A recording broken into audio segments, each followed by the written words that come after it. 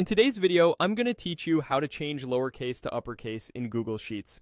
If you've ever received data in mixed or all lowercase and need it in all caps for consistency, labels, or formatting standards, this quick method will do it cleanly without altering your original data.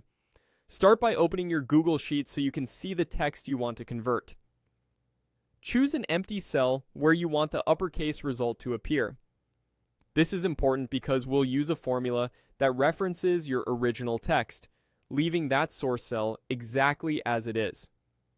Click that empty cell to highlight it and make it active.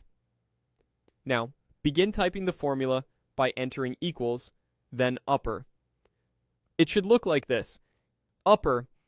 In Google Sheets, every function starts with an equals sign, and upper is the function that converts any text you point it to into uppercase characters.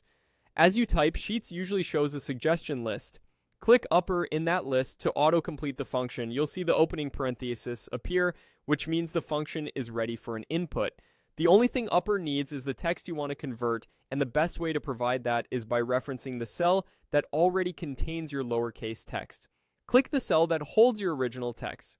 In this example, click A4. You should now see the formula build out to equal upper A4, with A4 being the reference to your source text. This simply tells Sheets to take whatever is in A4 and return an uppercase version of it in the cell you selected. Press Enter to confirm the formula. Instantly, the cell you selected will display the uppercase version of the text from A4. Your original content in A4 remains untouched, which is great for preserving data integrity while creating a formatted version alongside it. A few quick tips to keep in mind. If the text doesn't change, it may already be uppercase, or the cell could be empty. Numbers, punctuation, and spaces are preserved, only letters change to uppercase. If your text lives in a different cell, just reference that cell instead of A4. And because this is a formula, if the original text in A4 changes later, the uppercase result updates automatically, keeping everything in sync. That's all there is to it.